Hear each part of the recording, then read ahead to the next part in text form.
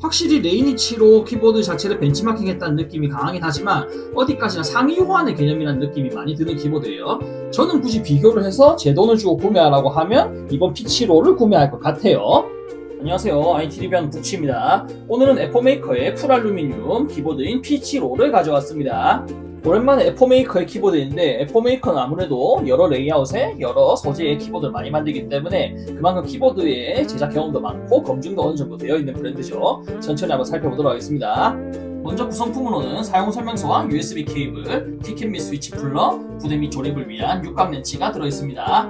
여분 키캡도 들어있는데 연결 OS 관련 여분 키캡도 아니고 요 포인트 색상이 되는 키캡들의 색상을 완전 하얗게 바꿔줄 수 있게 마련되어 있는 키캡이네요. 키캡 자체는 이중 사출로 제작되어 있습니다. 에포메이커 피치로 키보드의 본품입니다. 딱 전형적인 75% 레이아웃의 풀알루미늄 하우징 소재로 되어 있는 키보드이고요. 이렇게 오른쪽 상단에는 노브도 하우징의 소재에 맞춰서 깔끔하게 맞춰져 준비되어 있네요. 아노다이징 알루미늄 하우징을 채택했는데 전체적인 하우징의 마감이 상당히 깔끔해 보이는 첫인상입니다. 광이 그렇게 심하지도 않고 무광이 느낌이 어느 정도 나는 게 전체적으로 상당히 괜찮아 보이네요. 일반적으로 가장 많이 볼 수 있는 풀 알루미늄 하우징 키보드의 옆테인데, 이렇게 보시면 안쪽에 한 번 더 곡선으로 절삭이 되어 있어서 나름 세련된 느낌을 내주고 있어요. 합판은 크게 기교를 부리지 않은 풀 알루미늄 느낌이 그대로 살아나는 합판이고, 에포메이커 로고만 음각으로 각인이 되어 있어요. 전체적으로 봤을 때 꽤 심플하고 금속 질감이 잘 살아나서 상당히 마음에 드네요. 측면에서 보여줬던 추가적인 절삭이 뒤집었을 때 잘 보이는데, 이 특유의 곡면이 실제로 사용했을 때는 꽤 괜찮게 예쁘게 잘 보인단 말이죠. 상당히 마음에 드는 디자인이에요. 키보드 상단에는 2.4G 동결 수납부와 연결 모드를 바꿔줄 수 있는 토글 스위치, 그리고 USB-C 타입 단자가 하나 자리 잡고 있습니다. 같은 75% 레이아웃의 키보드라고 하더라도 실제로 봤을 때는 레이니치로와 상당히 닮은 느낌이 들어요. 전체적인 디자인 요소가 다 똑같은 건 아닌데 모아놓고 봤을 때는 레이니치로와 약간 유사한 느낌을 가지고 있습니다. 키캡의 느낌은 그렇게 매끈하다는 느낌까지는 아니고 약간 오돌토돌하다는 느낌이 있긴 한데, 전체적으로 외관으로 봤을 때는 상당히 쨍하고 깔끔한 느낌이 듭니다. 퀄리티는 상당히 괜찮은 듯해요.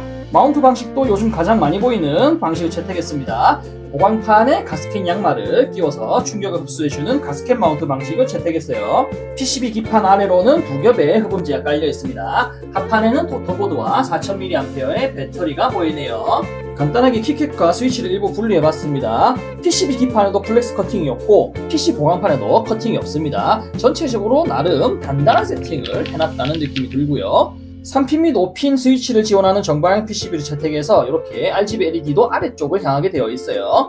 제가 제공받은 키보드에는 에포메이커의 지브라 스위치가 체결되어 있었습니다. 40g 키압에 45g의 바닥압으로 생각보다 꽤 가벼운 키압을 느낄 수 있는 키보드였고, 소리 자체도 바닥을 치는 리니어 스위치, 바치리 스위치이기 때문에 꽤 경쾌하고 또랑또랑한 소리가 나는 스위치예요. 지금까지 에포메이커의 피치로 키보드에 대해서 간단하게 살펴봤습니다.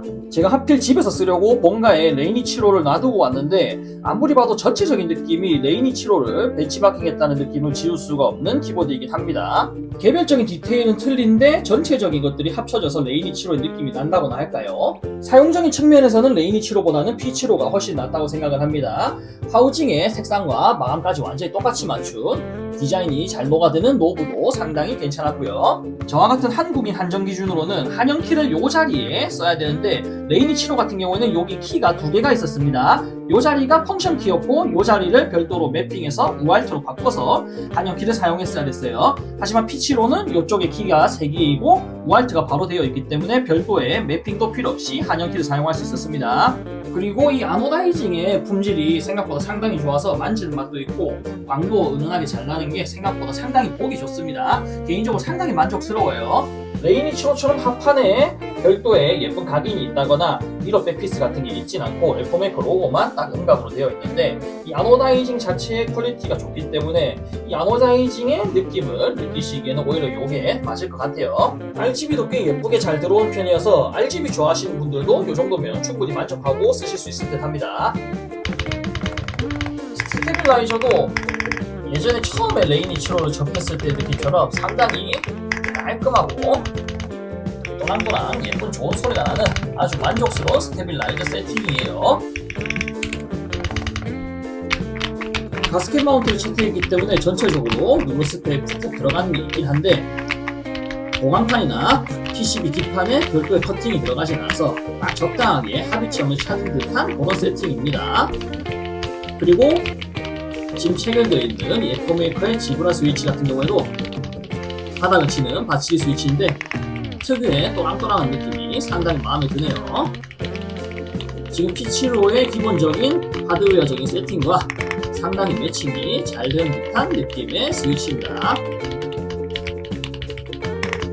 가격도 생각보다 비싸진 않아서 알리익스프레스나 기타 쇼핑몰에서 저렴한 가격으로 찾으시면 꽤 납득이 가는 저렴한 가격으로 구매하실 수가 있겠습니다. 가성비도 생각보다 좋다고 느껴지는 키보드였어요. 75% 레이아웃을 선호하신다면 이 정도의 세팅이 딱 좋을 듯한 그런 키보드였습니다. 저는 개인적으로 가격도 생각보다 그렇게 비싸지 않아서 이 정도면 충분히 구매할 가치가 느껴진다고 생각을 많이 한 그런 키보드였어요.